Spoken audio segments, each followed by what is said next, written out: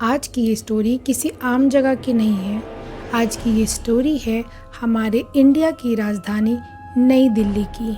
दिल्ली के बीचों बीच cannot place के पास एक बहुत ही पुरानी और रहस्यमयी जगह है जिसका नाम है अग्रसेन की बावली। यहाँ की खूबसूरती जितनी ज़्यादा दिलचस्प है, इसकी कहानी उससे कहीं ज़्यादा डरावनी है। एक ऐसी जगह जो सिर्फ देखी नहीं जा सकती थी बल्कि उसे महसूस भी किया जा सकता था। रात के अंधेरे में जब बावली जिंदा हो जाती थी, आज भी यहाँ जो आता है उसे एक अजीब सी नेगेटिव एनर्जी महसूस होती है। रात के अंधेरे में बावली से अजीब सी चीखें सुनाई देने लगी। कई लोगों ने देखा कि एक छाया पानी में अंदर घुस जाती थी और फिर वहाँ से बिना किसी आवाज़ के गायब हो जाती थी। जो भी पानी में देखता उसे एक अजीब सी कशिश महसूस होती थी, जैसे कोई अनजान ताकत उसे अपनी ओर खींच रहा है। लोग कहते हैं कि अगर शाम के वक्त आप यहाँ अकेले बैठते हैं तो आपको किसी के बुलाने की आवाज़ सुनाई देगी, पीठ पे किसी के होने का एहसास होता है, लेकिन पलटने पर वहाँ कोई नहीं होता है। हेलो एवरीवन, मैं आफरीन फिर से आ गई हूँ आप लोगों के पास हॉरर पॉडकास्ट लेकर। और आज की ये कहानी बाकी सारी कहानियों से अलग होने वाली है, क्योंकि ये कहानी कहीं और की नहीं, हमारे ही राजधानी नई दिल्ली की है। अग्रसेन की बावली, उसको कौन नहीं जानता है। वहाँ पर पीके की तरह बहुत ही फेमस मूवी का शूटिंग भी हुआ है। लेकिन आपको ये जानकर हैरानी होगी कि शाम के बाद उधर जाना मौत को दावत देना है। भीड़ भाड़ से दूर एकांत जगह में खासकर ऐसे लोग जाते हैं जो मेंटली डिस्टर्ब्ड होते हैं, जो डिप्रेस्ड होते हैं और जिनको इस भीड़ भाड़ से दूर एकांत में अच्छा लगने लगता है। और कहा जाता है कि इस बावली को सिर्फ वैसे ही लोगों की तलाश होती है जो अकेला डिप्रेस्ड होते हैं। तो बिना टाइम वेस्ट के स्टोरी को करते हैं शुरू। लाइट्स ऑफ करके, डोर क्लोज करके, कानों में हेडफोन्स लगाकर आप डर को महसूस करने के लिए रेडी हो जाइए। और ऐसे ही हिस्टोरिकल और मिस्टीरियस हॉरर पॉडकास्ट देखने के लिए मेरे चैनल को सब्सक्राइब, लाइक कर दीजिएगा। सदियों पहले महाभारत काल में राजा अग्रसेन ने यह बावली बनवाई थी जो लोगों को पानी और सुकून देती थी। इसका आर्किटेक्चर पर्शियंस लोगों ने किया था। बहुत लोगों को पता नहीं होगा कि बावली किसे कहा जाता है। जब पहले के टाइम पे पानी को स्टोर करने के लिए एक हौद टाइप का बनाया जाता था, मतलब कि पानी को स्टोर करने के लिए एक स्पेस तैयार किया जाता था जहाँ पे हम लोग पानी को रख सकते थे। पहले के टाइम में बहुत लोग अपने घरों में भी ऐसे हौद को बनवाते थे। बहुत लोग इसे हौदा भी बोलते हैं। महाराजा अग्रसेन राजस्थान के राजा थे और राजस्थान से ही सटी हुई है दिल्ली। राजस्थान में तो अभी भी पानी का बहुत प्रॉब्लम्स होता है, लेकिन उस टाइम पर पानी का बहुत ही अकाल पड़ता था।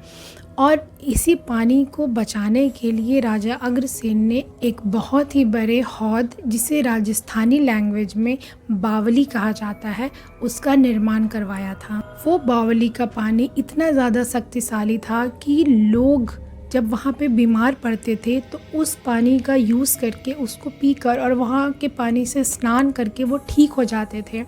उस टाइम पर चेचक और बहुत सी ऐसी बीमारियाँ थी जिसका इलाज उतना ज़्यादा नहीं होता था, और वो बावली का पानी इतना ज़्यादा शुद्ध और पवित्र था कि उसको पीने मात्र से और उससे स्नान करने से ही लोग वहाँ ठीक होने लगे थे, जिस वजह से वहाँ का पानी उन लोगों के लिए एक वरदान साबित हुआ। लेकिन किसे पता था कि आगे चलकर यही वरदान एक अभिशाप में बदल जाएगा। 14वीं शताब्दी के मुग़ल काल में इस बावली का फिर से पुनर्निर्माण करवाया गया और उसी टाइम एक तांत्रिक हुआ करता था जिसका नाम रहता है रुद्रनाथ। रुद्रनाथ एक बहुत ही बड़ा तांत्रिक था और उसे अमरत्वता की तलाश थी, मतलब उसे अमर होना था। मरने के बाद वो अमर होना चाहता था, जिस वजह से वो बहुत ही ज़्यादा तंत्र मंत्र और काला जादू का सहारा लेता था। रुद्रनाथ अक्सर इसी बावली के पास आकर अपना तंत्र मंत्र और काला जादू किया करता था। उसने अपने अमर होने के लिए यही तंत्र मंत्र और काला जादू का सहारा लिया और इस बावली को एक श्रापित प्लेस बना दिया। तांत्रिक रुद्रनाथ को सिर्फ एक शर्त पर अमरत्वता की प्राप्ति होती और वो थी किसी इंसान की बलि। रुद्रनाथ ने पूरा अपना जोर लगा दिया अमर होने के लिए। धीरे धीरे शहर के लोग अचानक से गायब होने लगे। रात के अंधेरे में उस बावली से बहुत अजीबोगरीब आवाज आने लगी। शाम के टाइम में जब कुछ औरतें वहां पानी लेने जाती थी तो वहां पर उन्हें अजीब से साए मंडराते हुए नजर आते थे और धीरे धीरे ये खबर चारों ओर फैल जाती है कि ये बावली बहुत ही भूताहा हो चुका है। कुछ लोगों ने तो पानी के पास किसी साए को भी खड़े होते देखा था और जैसे ही उनकी नज़र उस साए पे पड़ती थी वो उस बावली के अंदर ही चली जाती थी बिना किसी आवाज़ किए। और वो जब अंदर जाती थी तो पानी में किसी भी तरह का आवाज़ नहीं आता था।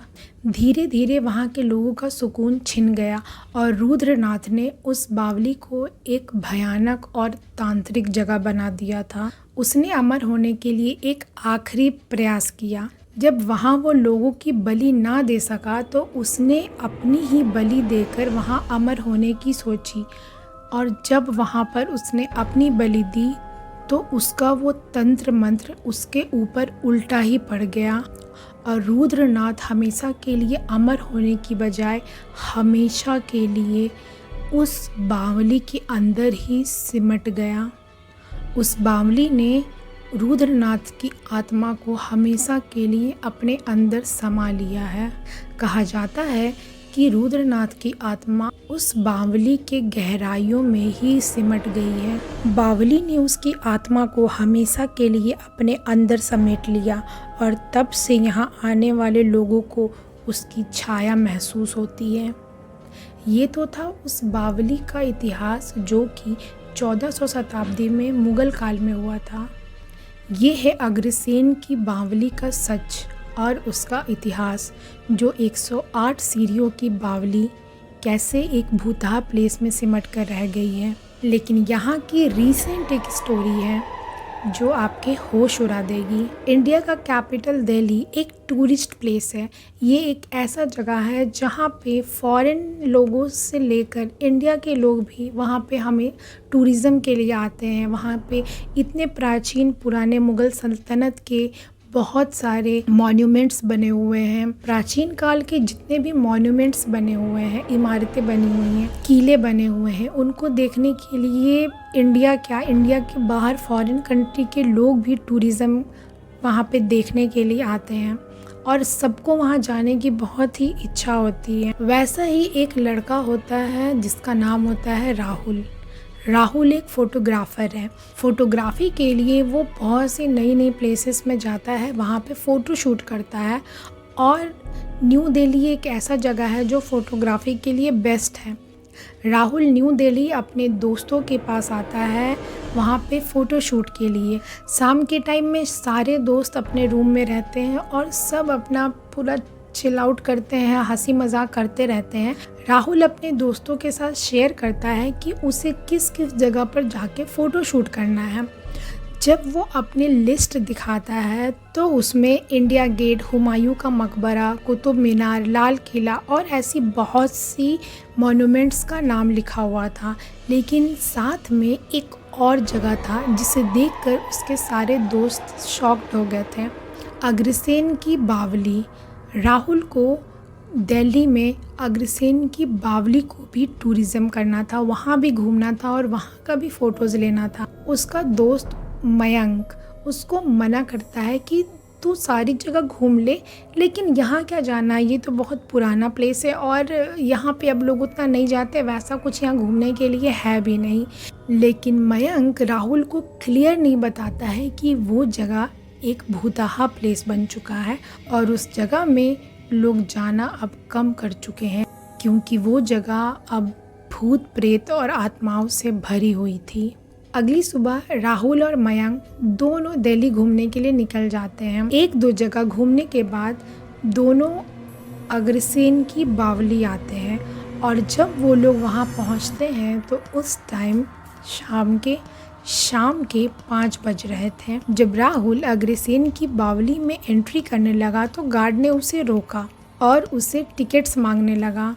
क्योंकि राहुल फोटोग्राफर था, उसने पूरा अपना उपाय करके रखा था और वो गार्ड को टिकट्स और वो जो परमिशंस होता है रात में जाने के लिए, एंट्री के लिए, उसने गार्ड को दिखा दिया। गार्ड ने उन दोनों को अंदर जाने दिया। जैसे ही दोनों अंदर जाते हैं उन्हें अजीब सी नेगेटिव एनर्जी महसूस होती है और ख़ासकर मयंक को वो जगह नेगेटिविटी से भरी हुई लग रही थी। राहुल एंट्री लेते के साथ में फ़ोटो शूट करने लगा और वो उस बावली में चारों तरफ ऐसे पहले फ़ोटो शूट कर लेता है। बावली के ऊपर वाले फ्लोर में, ऊपर वाले हिस्से में जो भी डिज़ाइंस होते हैं, राहुल उसका फ़ोटो लेने लगता है। और अब धीरे धीरे दोनों सीढ़ियों से नीचे उतरने लगते हैं बावली की ओर। अग्रसेन की बावली में टोटल 103 से 108 तक सीढ़ियाँ हैं और अब ये दोनों सीढ़ियाँ उतरना शुरू करते हैं। मयंक को ऑलरेडी अजीब सा महसूस हो रहा था, उसे डर सा लग रहा था। वो धीरे धीरे उतर तो ज़रूर रहा था राहुल के साथ, लेकिन उसे अजीब सा डर लग रहा था, जैसे उसे कोई नीचे अपनी ओर खींच रहा हो। बट राहुल इन बातों से बिल्कुल अनजान था। वो अपने फ़ोटोज़ लेने के सुर में था। जैसे जैसे ये सीढ़ियों से नीचे की ओर जा रहे थे, वैसे वैसे इनकी धड़कनें बढ़ने लगी थी। धीरे धीरे सीढ़ियाँ कम हो रही है और वो दोनों लगभग 40-50 सीढ़ियाँ नीचे जा चुके हैं। अचानक से उनके सामने एक काला चमगादड़ अचानक से उड़ के उनके पास आता है और वो सामने से आकर ऐसे वो लोग को डरा के वो पार हो जाता है। अचानक से मयंक को एक आवाज़ सुनाई देती है, जैसे कि उसके बगल से कोई कुछ बोल रहा है और वो आवाज़ बहुत ही डरावनी थी। वो आवाज़ कह रही थी, जहाँ तक चाँद की रोशनी जाए बस वहीं तक जाना, अगर उसके नीचे गए तो उस अंधेरे से वापस नहीं आ पाओगे। उस चमगादड़ से तो ऑलरेडी वो दोनों डरे हुए थे, क्योंकि वो अचानक से उनके पास आया था और जैसे ही नीचे में मयंक को ऐसा आवाज़ सुनाई देता है अपने कानों के पास में, मयंक बिल्कुल वहाँ रुक जाता है। वो नीचे स्टेप्स नहीं लेता। फिर राहुल उसको बोलता है, क्या हुआ, तुम रुक क्यों गए, चलो ना साथ में क्यों नहीं चल रहे हैं। मयंक उसको बोलता है, नहीं राहुल, मैं इसके नीचे नहीं जाऊंगा। मैं बोल रहा हूँ, यहाँ मुझे बहुत अजीब सी घबराहट हो रही है, अजीब सा डर महसूस हो रहा है। हम लोग कल सुबह आ जाएंगे, रात के टाइम यहाँ जाना मुझे सही नहीं लग रहा है। मैं इसके नीचे नहीं जाऊँगा। राहुल तू भी चल मेरे साथ, हम लोग कल आ जाएंगे। मयंक राहुल को समझाने लगता है, लेकिन राहुल को कुछ नहीं समझ में आता है। राहुल को एक अजीब सा एक्साइटमेंट है फ़ोटोज़ का। उसे डर लग रहा है, लेकिन उसे एडवेंचर बहुत पसंद था। वो एडवेंचर के साथ जीने वाला लड़का था। वो उसको बोलने लगता है कि चल ना भाई, इतना दूर तक तो आ गए, थोड़ा सा और नीचे जाएंगे, फ़ोटोज़ लेंगे, फिर तुरंत वापस आ जाएंगे। तू इतना डर क्यों रहा है, मैं तेरे साथ तो हूँ ना। लेकिन मयंक डर चुका होता है। वो बोलता है कि मैंने तुझे पहले भी कहा था कि शाम में यहाँ आना सही नहीं लग रहा है मुझे, हम लोग कल सुबह आ जाएंगे। लेकिन राहुल, अब मैं नहीं जाऊँगा नीचे, मैं यहाँ से वापस जा रहा हूँ। और ये बोलकर मयंक राहुल को साफ मना करके वापस दौड़ते हुए सीढ़ियों से वापस ऊपर चढ़ने लगता है। जब शाम के टाइम में ये लोग इस बावली में एंट्री किए थे, तभी मयंक ने राहुल को मना किया था कि शाम के टाइम में ये बावली बहुत ही ख़तरनाक दिखती है, बहुत ही ख़तरनाक लगती है। यहाँ पे जो भी आता है उसे नेगेटिव चीज़ें, नेगेटिव एनर्जी महसूस होती है। चलो हम लोग आज नहीं आकर, हम लोग कल सुबह मॉर्निंग में ही आकर यहाँ पे फ़ोटोज़ ले लेंगे। लेकिन राहुल को चाँद की रोशनी में फ़ोटोज़ लेना था। उसने सुना था कि ये बावली चाँद की रोशनी में बहुत ज़्यादा ही खूबसूरत हो जाती थी। मयंक वापस ऊपर चला जाता है, लेकिन राहुल नीचे जा रहा है चांद की रोशनी में उस बावली को देखने के लिए। अब तो चांद भी निकल गया है क्योंकि शाम हो चुकी थी और रात होने ही वाली थी। जैसे जैसे राहुल नीचे जा रहा था, चांद की रोशनी धीरे धीरे कम होती जा रही थी और नीचे काफ़ी अंधेरा दिखाई देने लगा था। अब राहुल आखिरी स्टेप्स में है और अब उसे भी कुछ महसूस होने लगा था, कुछ ऐसा जैसे कि कोई उसके साथ हो, कोई उसके बगल में खड़ा है, कोई है जो उसको पानी के पास खींच रहा है, पानी के पास बुला रहा है। 103, 104, 105, 106, 107 और अब आखिरी सीढ़ी 108 और राहुल उस गहरे पानी के पास पहुंच चुका था। जैसे ही राहुल उस पानी के पास पहुंचा, उसे अजीब सा फील होने लगा। ऐसा महसूस होने लगा जैसे वो बावली उसे अपनी ओर खींच रही है, कुछ उससे कहना चाहती है। राहुल फ़ोटोज़ लेने लगता है। राहुल चांद का फ़ोटोज़ उस पानी में लेने लगता है और जैसे ही वो उस पानी में देखता है, उसे एक अजीब सी आवाज़ सुनाई देती है, तुम अंदर आओ, तुम इसके अंदर आओ, इस गहराई में, यहाँ बहुत सुकून है, यहाँ तुम्हारी सारी मनोकामनाएं पूरी हो जाएगी, तुम अंदर आ जाओ, तुम अंदर आ जाओ। एक बार इस पानी के गहराई में आकर देखो, ये पानी तुम्हें इस तरह समेट लेगी, फिर तुम्हें यहाँ से वापस जाने का मन नहीं करेगा। आ जाओ, मेरे अंदर आ जाओ।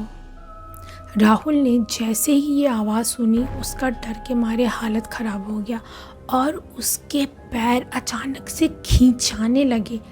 ऐसा लगा जैसे कि उसके पैर को कोई पकड़ के पानी की ओर खींच रहा है, टान रहा है। राहुल को चक्कर आने लगा और वो बेहोश होकर वहीं गिर गया और ऐसा लगने लगा जैसे वो बावली उसको अपनी ओर खींच रही है और अपने अंदर उसे समेट लेना चाहती थी। अचानक से उसे किसी के चिल्लाने की आवाज़ सुनाई दी और वो चिल्लाने की आवाज़ किसी और की नहीं, उसके दोस्त मयंक की थी।